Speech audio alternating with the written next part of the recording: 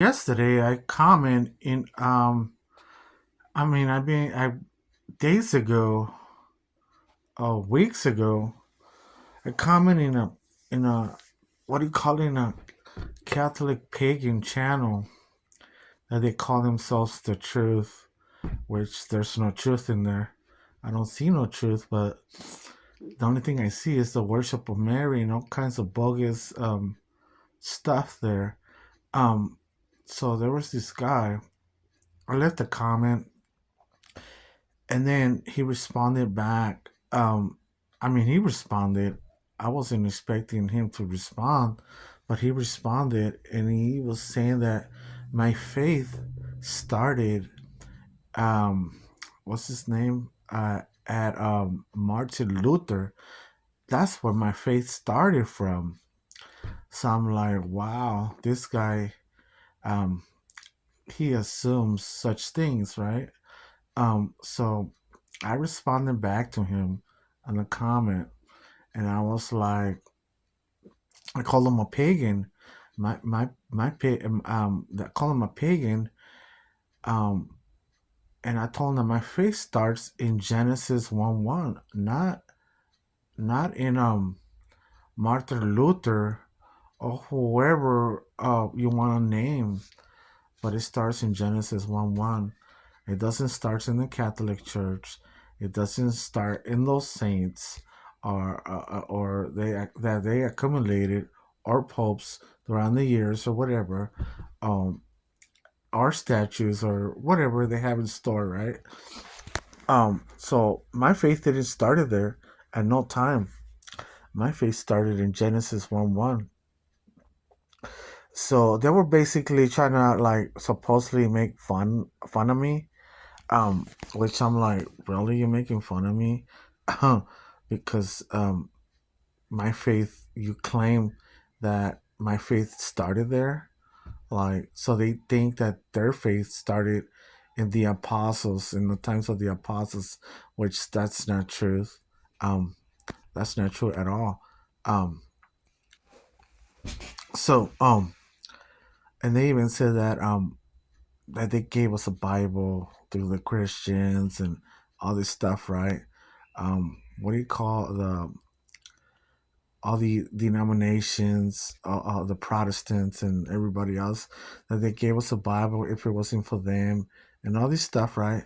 So I already talked about this in other videos, and these people are really, really pagan and dumb. I wish I could say retarded, but um, these people that are trying to like defend the Catholic faith or whatever, you know, like when they try to defend it, I'm like, it gets me sick. It's gross because they defend what is there to defend?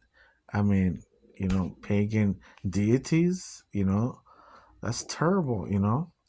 These people, they claim that they're so educated by their knowing of their saints and stuff, and the year that they reign or the year that they were born or what they have done and all this stuff, right? So I'm like, I don't have that kind of knowledge to know those kind of people. um and I'm not really interested in wanting to know where they came from or what they did or whatever, right? I'm just interested in what the Bible has to say. Um, so they try to fire back over here, but and then when I called that guy a pagan, he responded back. We're back and forth a little bit, not that much, just a few comments. So he was saying that my father, the devil. I think he mentioned John 8:44, that I speak lies. That my fruit is from Satan, the devil, or something like that, right? So it doesn't bother me at all, not one bit. Nothing, nothing that you say, like nothing that they say that or try to frame me or anything that the devil is my god, or whatever, and all these other stuff. None of that stuff affect me, not at all, not even one bit. Um, because I know where I stand in the kingdom, um, and I know my calling, and so when another man will try to say such things like that, it's just like I just shake my head because he doesn't know anything. He doesn't know. First of all, he doesn't know me. I don't know him, but just by those comments, it tells me that he's an immature person. Um, so like at no time, as you see, like I have people that know me, um, in the media, just in the media, people that know me in the media, um, they know that that doesn't apply to me. None of that Satan stuff, or me being an agent of Satan. None of that stuff apply to me at all. None of that whatsoever. So, um, so supposedly that's by me calling them Satan, developing the fruiters of Satan and all this stuff. But so I responded back with Galatians 5:22-23, and so he was saying that why I was calling them pagan and all this stuff. Well, you know, apparently, um, apparently there are pagans, because if you're not a pagan and then you will not worship those kind of saints, or bring them up, or your statues, lift them up on high. There's many accounts in the Bible, that says, even in Daniel chapter 3, starting from Old Testament, there's a lot of accounts, you know, even during Moses' time, many accounts where God doesn't like that stuff. Um, I think Deuteronomy, it says something to do with that God will visit the errors of fathers and stuff like that. So throughout the whole years, um, there's been many errors in in in in their church and their pagan world. Um, so